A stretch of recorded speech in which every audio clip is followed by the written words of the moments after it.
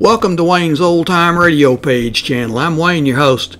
These programs are brought to you by support of our listeners. You can give your support at Patreon or PayPal, either one.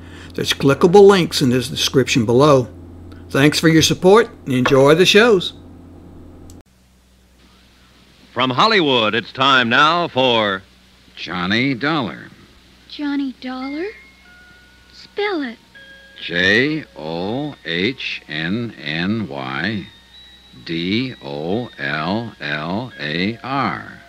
That's not right. You forgot to capitalize. Hey, you're right, honey. Let me hear you spell your name. Okay. Capital J-I-L-L, Jill. Capital O, apostrophe. Apostrophe.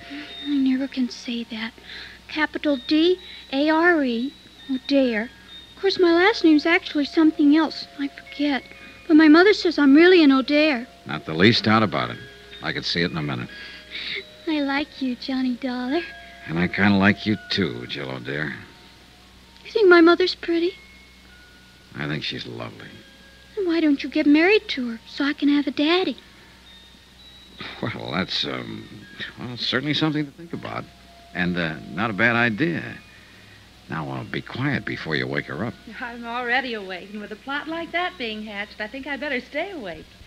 Is there coffee, Johnny?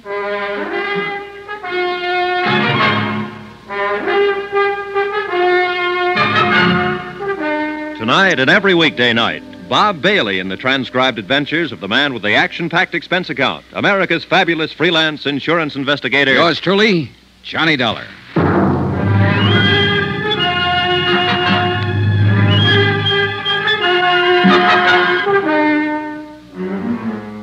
From Special Investigator Johnny Dollar, location a small cabin in the timber outside Branbury, Michigan.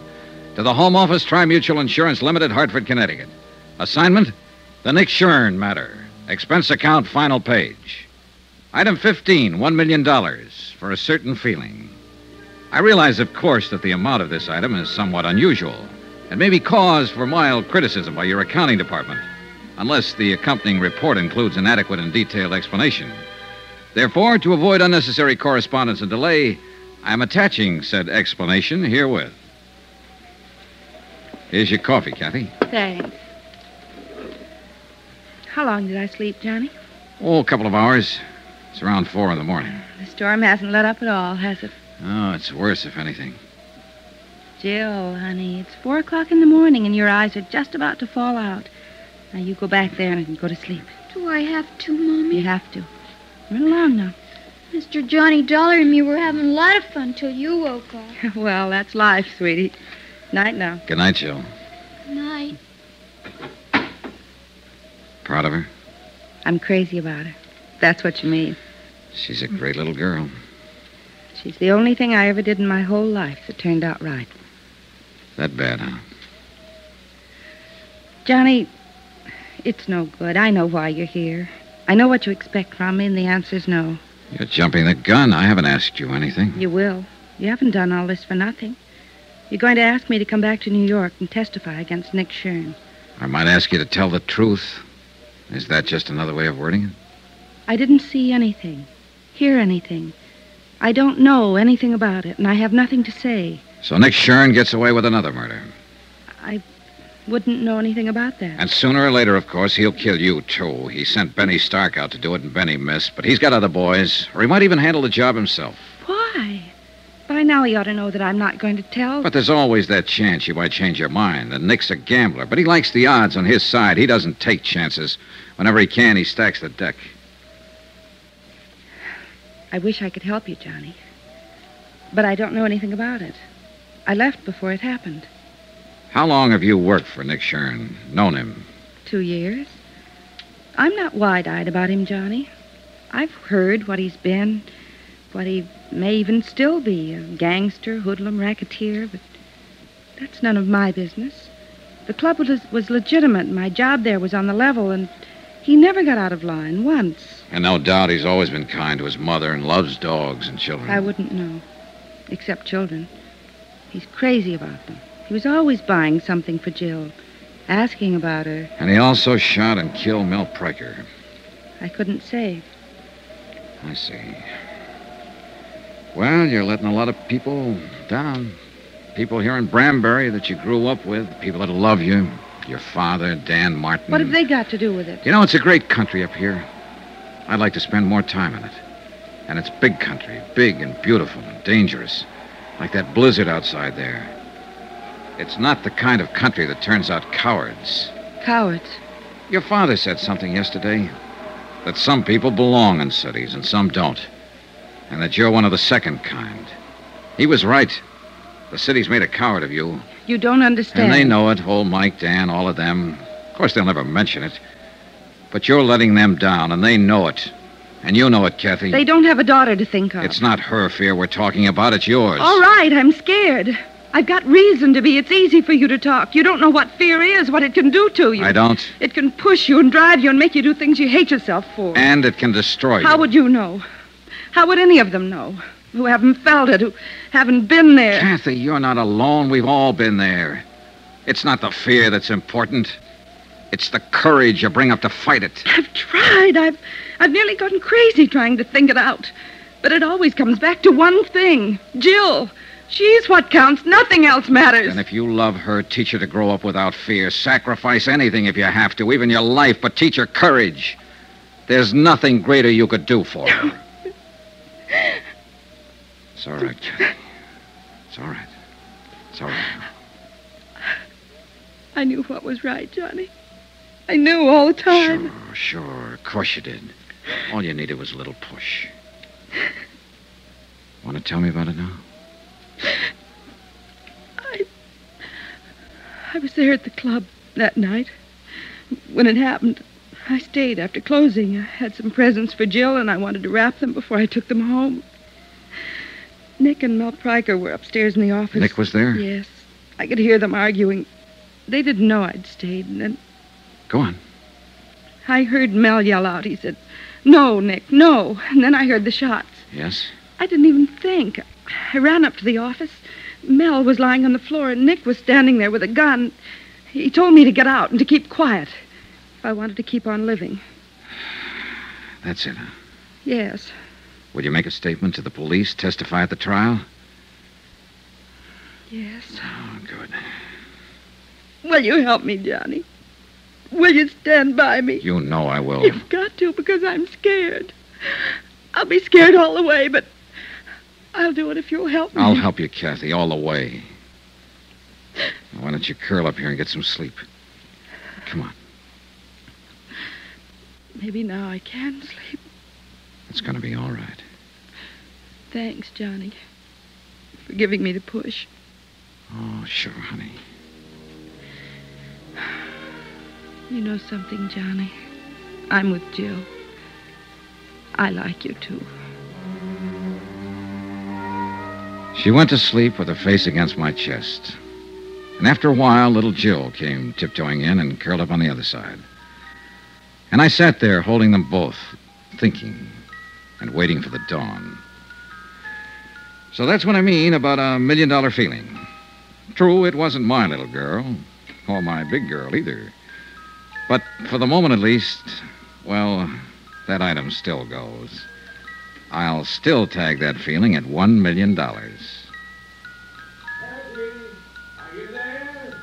And I was sorry when the storm was over and a rescue party came out from town. Because I felt I'd had one moment in a lifetime that I'd never find again.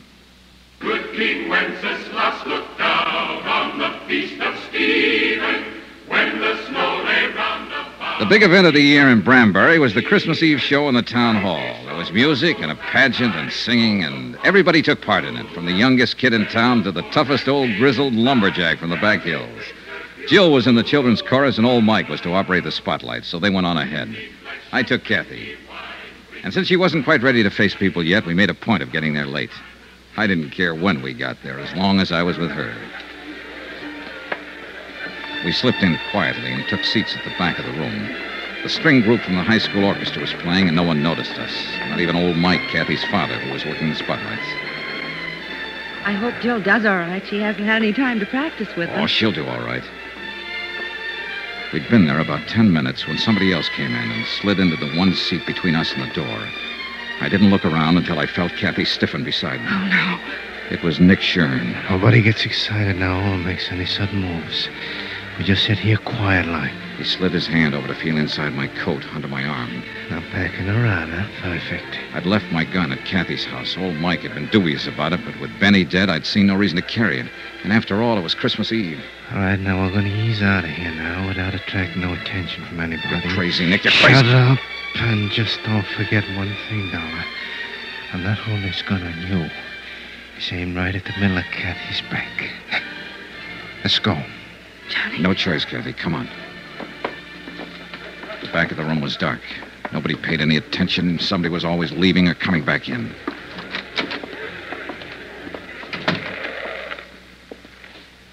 Come on. I got a car over at the side here. Johnny? Watch your Dollar. We'll be right back, Mike. Just gonna get some air. All right, Johnny. But don't go running out before I give you your present. Huh? Here. And don't uncork that until you're ready for some serious business. All right, Thanks, Mike. Thanks a lot. Don't mention it. Good luck, Johnny. Yeah, come on. Let's get away from here. Johnny, he's going Take it easy, Kathy. Wait for me! Now what? Oh, no. Jill, go back! I want to see Uncle Nick. Why didn't you tell me you were coming here to hear me sing, Uncle Nick? Well, listen. Pick me up. Please, Uncle Nick. Take your hands out of your pocket and pick me up. Look, Jill, you run along now. Who's that? Dan Martin. He's a deputy sheriff, and he's a dead shot. Better do like she says, Nick. Take your hand out of your pocket and pick her up. Uncle Nick? All right, reach in my pocket, Johnny, and take my gun.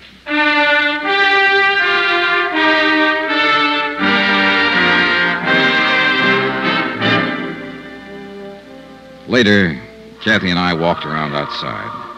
We could still hear the children's chorus singing inside. Jill saved our lives tonight. No, she saved Nick's life. What do you mean? That present your father gave me, up there at the spotlights. He could see what was happening, and he thought real fast. That present was a gun. Then you... I had Nick covered from the time we stepped off the porch. I'm glad he didn't move. I'm glad it happened like it did. Yeah, so am I. I thought we'd never see those stars up there again. You kept hold of yourself, Kathy. You showed a lot of courage. No. But maybe I can learn to show it. I was just thinking, Johnny, looking at the stars up there. There was fear in the world then. 2,000 years ago. And he had courage.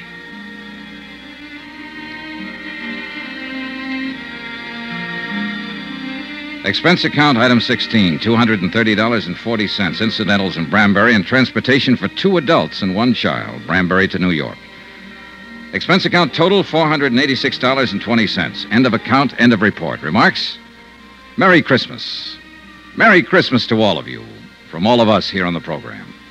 And God bless you. Yours truly, Johnny Dollar.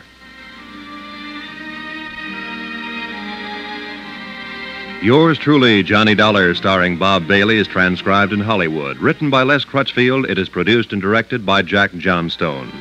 Heard in this week's cast were Virginia Gregg, Peggy Weber, Don Diamond, Ben Wright, Jack Crucian, Barney Phillips, Sam Edwards, and Ken Christie.